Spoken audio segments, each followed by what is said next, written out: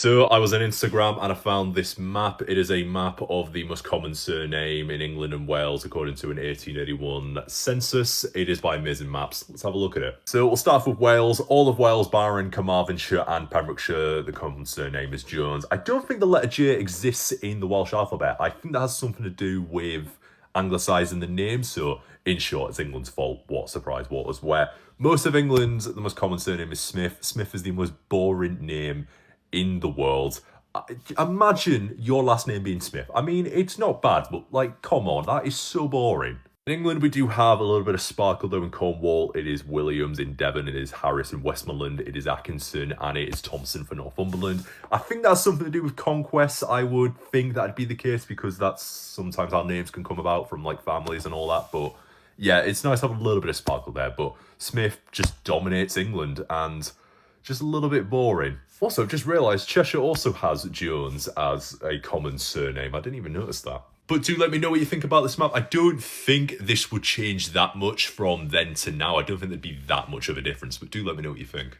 So I was on Instagram and I found this. It is a map of football clubs within the UK. It is by Football Away Days Club. Let's have a look at this. So this doesn't actually show every single football club within the UK. There's over 40,000. It's absolutely ridiculous. So they're not going to show every single, but I want to show you something really specific. If we just zoom in there, I mean, I can't really go any closer about it being blurry, but that is Bradford City Association Football Club, which is the best football club in the world, and I won't have any other answers. Now, obviously, especially in England, they've had to concise everything in to fit as many as they can, but I love how in the Outer Hebrides and the Shetland, the Orkneys, I love how the club's badges are actually really big. You can clearly see Fort William there. I think that's really, really nice and neat. But to end the video, I'll just give you what I think is the biggest football club in England, Scotland, Wales, because I don't really know enough about Irish football to actually have an opinion on it. So we'll start with Wales, Cardiff. I won't hear any other debates about it being Swansea. Same in Scotland, it's Celtic. I was a bit torn for a while, but I just think right now it's Celtic. And England's sort of a bit of a mismatch as well. It's probably the most difficult, but I will say Man United, but just. But do let me know what you think about this map and also what you think is the biggest football club in each of the countries of the UK. So I was on Instagram and I found this, the HDI of the UK regions compared to other countries. It is by Britain Maps. Oh, look at that, they've got the name there. Let's have a look at this. Well, when this map says the UK regions, I mean, it's the regions of England and Scotland and Wales and Northern Ireland on their own. But so we'll start off with Scotland, the Canada. I can see that. Northern Spain for Wales and Cyprus for Northern Ireland. And now regarding England, we have the Northwest, Luxembourg, the Northeast, Spain, Yorkshire and the Umber, Tokyo, Japan, Austria for the East Midlands, Slovenia for the West Midlands, Canada for the Southwest. Oh, Canada's made a second appearance. The Southeast is Denmark, also includes Kent, sorry about that. East Anglia is the US of R, and Switzerland for London. You don't know what HDI is, it's Human Development Index, which means that this map is inaccurate because, I mean, you never have these maps as accurate anyway, but the reason why is because Japan is around the 23rd highest with HDI. Yorkshire should be number one. The reason why it should be number one, because it's the greatest place on earth. The myths about it being poor or not having the best education, it's a lie. We're the greatest place on earth. But do let me know what you think about this map. It's obviously never to be taken seriously, it's just a map, but let me know what you think.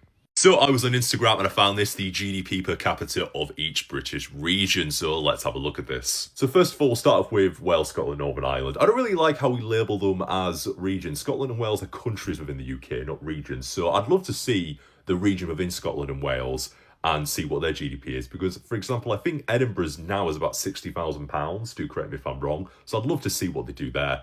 But then England, I mean, most of this is actually pretty accurate, I think. I mean, London's is about 65,000 now, but obviously that depends where you are in London. I think central London's about almost 200,000 now. It's ridiculous. The northeast being the poorest doesn't surprise me at all. I mean, the northeast is unfortunately really poor. In fact, pretty much outside of central London, England is pretty poor and the wages aren't necessarily great, despite what they say. It's just, that's how it is, unfortunately. What I'd love to see is specific areas and regions within these places. For example, I think Leeds has one of the highest median wages outside of London, so I imagine that's influenced the GDP in Yorkshire, but obviously it's such a big difference from that to other places. But do let me know what you think about this map. This is from 2021, just to remind you, but I imagine the list from lowest to highest hasn't really changed that much, if not ever. So I was on Instagram and I found this. It is the largest English towns and cities in 1377. I don't know if this is where the original map came from, but I did find this on Brilliant Maps. But let's have a look at this. So unsurprisingly, London is the most populated place here. I mean, it's the only black spot here, more than 20,000 inhabitants. We have a few 5 to 10,000 ones, York, Bristol. I say few, it's two. And then most of them are 2 to 5,000. I mean, you got Beverly of all places. We've got Lincoln, Boston, Norwich. I mean, Kings Lynn. I mean, I'm guessing this is based off the modern names because it was Bishop's Link at the time. And Canterbury, Kent, what a surprise. And places like Salisbury as well. Some of these I find absolutely baffling, like Northampton, Nottingham, Cambridge, Exeter, Plymouth, in comparison to places like Boston, which here have more people, but today it's completely different. Also, it seems like the entire northwest of England doesn't have any data on it, so I could only guess it could be around 2,000 people for each place that we know today. But do let me know what you think about this map. I've always preferred looking at maps which look at a lot older things, so not just like a few years ago, looking at, the 14th century here, for example. I think it's super interesting and great to look at. So I was on Instagram and I found this, the biggest football club in each county within England. I found this on a few places, so let's have a look at this. So most of these I actually do agree with. I'm positive about most of these being spot on, but there are a few which I disagree with entirely. Firstly, Southampton for Hampshire. Sorry, it's Portsmouth, but I don't think it's as big as a gap as people think it is, but I do think Portsmouth is bigger than Southampton, but not by much. Lincoln, Grimsby as well, but only just. I mean, right now it's Lincoln, absolutely, but I think of all time it's Grimsby. And South Yorkshire, I can understand people say Sheffield United, but I just think Sheff Wednesday, once again, are just. It's just, for me, it's that Wednesday are just bigger, but slightly. Whilst I don't know for all time, right now I would say Stockport for Cheshire rather than Crewe Alexandra. I just can't see Crewe being anywhere near the competition right now. I do believe that Arsenal is the biggest club in London. Chelsea have done really well the past 20 years, so I could understand people saying Chelsea now, but all time it's Arsenal. And Manchester is still red. I do believe that Manchester United are the biggest club in England, but like only just right now. In 20, 30 years, if Man City keep up the success that they have, then Manchester can be blue then, but right now it's still red. But do let me know what you think about this map. I think most of this, other than a few spots, are pretty accurate. So I was on Instagram and I found this. It is Great Britain and Ireland in the year 2100 if some climate change predictions become true. So let's have a look at this. So in terms of area of each country, it seems like Wales keeps the majority of it. Obviously major cities like Cardiff, Swansea will be underwater, but most of Wales is fairly there. Ireland and England are just battered. I mean, absolutely battered. I mean, it's just a big archipelago. I mean, the entire east of England's just gone. I mean, I say pretty much most of England's gone. I mean, the northwest of England's gone. And Scotland looks like it's been split in half. Glasgow and Edinburgh and Aberdeen are gone, and it just looks like it's being truncated. I do like what it says here though, Yorkshire, major region. We are a major region. We are the greatest place on earth. And nobody can tell me otherwise because we are. But do let me know what you think about this map. I've seen a lot of these maps in the past. I've seen videos where they've spoken about what countries would look like if sea levels rised at this amount. So if Greenland and Antarctica melted, this is what the world would look like. And this just makes a lot of sense to me. A lot of the major cities are in flat land. So for them to be underwater makes sense. So I was on Instagram and I found this, a map of the best-selling music artists from each English county, so let's have a look at it. So most of these, I do get, it's fair. There are a couple that confuse me, like I would expect Ed Sheeran to be there for Suffolk, but that's fair. I don't know when this map was made, by the way, it could be outdated, but you've obviously got Gary Barlow and Robbie Williams there, my God. But there's one which really confuses me. So it seems that there's no one for Rutland. Nobody cares about Rutland, it seems. Whoever made this map doesn't seem to have any data for Rutland. Look, I get Rutland isn't really that well known, even in the UK or even England, never mind the rest of the world or whatever, but I just find it funny that there's just no one for Rutland. No one seems to care or even put anyone there. But apart from that, most of these do make sense to me, but do let me know what you think about this map. Are there any which confuse you or surprise you? In fact, can you find someone who's successful from Rutland? In fact, if you're from Rutland, do tell me, because we need to give Rutland some representation. Rutland gets left out at many things, and it's time that Rutland gets its representation, even if it's a tiny place. So I was on Instagram and I found this. It is the drive time to Nando's. I found this on a few places, so let's have a look at it. Now, if you don't know what Nando's is, it's just heaven, essentially. So they're all across the UK, and you see most of them are obviously going to be in the major cities, but some of the gaps in the map, I'm fairly disappointed for them because they're missing out. Essentially, all of West Wales has to drive over an hour to get to a Nando's. A good chunk of Scotland has to drive over an hour. Some parts of England here, we've got Cornwall and Devon here, and just some spots in the north of England as well. They have to drive over an hour to get to a Nando's. I feel sorry for them because Nando's is one of the best things ever. But they naturally are just everywhere. They're naturally in city centres and town centres and just other places which don't take a lot of time. In some cases, you might live right next to one, so typically they're quite easy to access unless you live in a rural area or something along those lines. But do let me know what you think about this map. How far do you have to drive to get to your nearest Nando's? What type of sauce do you have? It's always all extra hot for me because I am a psycho. And just, do you even like Nando's? If you do, can you tell me why it's the greatest place in the world?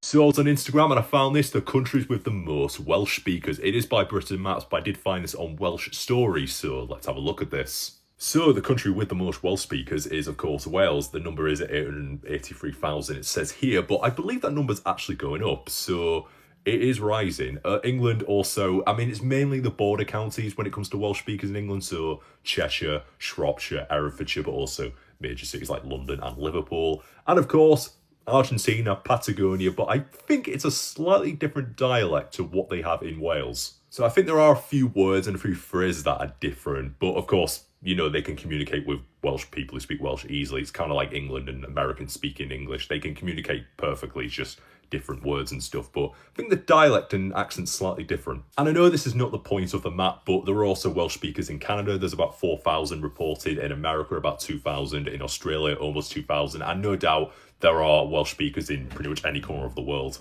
But do let me know what you think about this map. I think it's super interesting, and I believe Welsh is the third oldest language in Europe. So I was on Instagram and I found another terrible map classic, the colour of buses across Great Britain. Let's have a look at it. So first of all, I love how, even though this is meant to be Great Britain, we've decided to include the Isle of Man. Big shout out to the Isle of Man, great place. And from what I can see, white buses. But most of these, to me, I can recognise a lot of blue. We got a big box of yellow. I don't know why I said box. Big bob of yellow in Greater Manchester. Big shout out to the B Network. Of course, in good old Cockney land, we have a lot of red. Red buses are everywhere in London, and I see a lot of red. Even in, you know, Scotland, I see a fair amount of red there, and a fair amount of white as well. I don't know if I love this map or really, really love this map because this is just awesome. I think this is brilliant. This is not a terrible map. This is a perfect map. This is what we need to focus our energy on when we're creating maps. We already know what accents are spoken where. We already know where all the money is, where all the best bands are. No, we need to see these type of maps. These are the maps that really, really, really tickle our brains. But do let me know what you think about this map. What colour are your buses? So I was on Instagram and I found this, the English towns and cities that are in Welsh, and I found it on Welsh Stories. I don't know if that's the original source, but I did find it there, but let's have a look at this. So it's a pretty standard map. It is just English towns and cities that are in Welsh. Can't really be too negative about that. Looks pretty cool, and you learn something new every day, but I want to zoom into this place. This is Dewsbury. Randomly, they just decided, let's just have Dewsbury on the map. Just gotta love the Dewsbury representation. They could have picked Leeds, Bradford, or even Wakefield, but we went for Dewsbury. Love that. That's the only other place they picked for this map, other than York in Yorkshire. They picked Dewsbury, which I never thought that would be the case. Dewsbury doesn't really get a lot of representation in England, never mind the rest of the world, so big shout out to Dewsbury. Apart from that though, I think this is just a pretty standard and cool map. It has major cities there, so London, Manchester, Liverpool, York, they have major cities here, and overall, I think this is really nice and cool to look at. And if anyone has any other maps of Britain or of the world that you want me to have a look at, it could be homemade, it could just be something you found, please send me your way, I will have a look at them. But do let me know what you think about this map. What is your favourite English town or city that is in Welsh? So I was on Instagram and I found this, the literal names of the English counties. So let's have a look at it. So that is the map. It's just the English counties with literal names. I don't think all of them are entirely accurate. For example, if we go to Tyne and Wear here, it's the river and the water. I don't think that is exactly correct. I think it's more of a general sense, even though this is meant to be the literal names. If we go over here to East Anglia, we're really taking it literal here. We've got the North people for Norfolk, the South people for Suffolk, and the East Saxons for Essex. Of course, we have Yorkshire, which is split into 4, but of course, Yorkshire's still the greatest place on earth, even though the Ridings is actually split into 3, but there you go. But we need to zoom in into my personal favourite. We have the West Midlands here, which is just the West Midlands. That's it.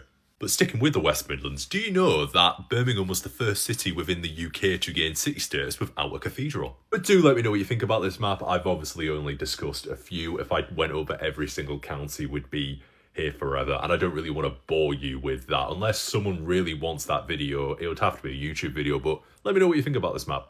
I've proved myself in the gym twice. So I was on Instagram and I found this. It is a map of the average IQ estimates by the UK regions. I found this on the UK blend, but of course that is the source on the bottom, but let's have a look at this. Just before we start, first of all, IQ is not the best way to measure intelligence. Second of all, I'd really like to see the regions in Scotland and Wales and Northern Ireland to see how they compare, because I don't want to just see just them. I want to see the regions, because they're countries within the UK, not regions. But the highest is London with 102 to 103, and then the south of England 101, 102, and then Scotland just 100 in general. I did look up the ranges of the IQ score. So 85 to 114 is classed as average intelligence. So we're all pretty average intelligence, but I'd like to zoom into here. So with 89 to 99 for the north of England, it should be 200 plus, because the north includes Yorkshire and we are the most intelligent and smartest and just best people in the world. This is fact. Do let me know what you think about this map. Like I said, IQ is not the best way to measure intelligence, but what do you think about this? So I was on Instagram and I think I found my favourite all-time map. It is by Map Creator. How far could the Proclaimers really walk? Let's have a look at this. So I'm assuming this would start from Octomukti, or is that just showing where the Proclaimers are from? Because that's where they're from. It means hell of the boar, fun fact. So they could pretty much walk 500 miles anywhere in Britain, apart from this little bit in southwestern Cornwall, which, you know, that's out of their reach of their 500 miles. But there's not really much to say. They could walk 500 miles pretty much everywhere. Well, I say 500 miles everywhere in Britain. I mean, you've obviously got the Outer Hebrides and Shetland and the Orkney Islands and the Isle of Man and the Isle of Wight and a couple of islands here in Essex, which, yeah, they might have a bit of a struggle with walking over. I mean, unless they just turn into Jesus themselves, where they could just walk over water. I think they might have a bit of a struggle walking over there.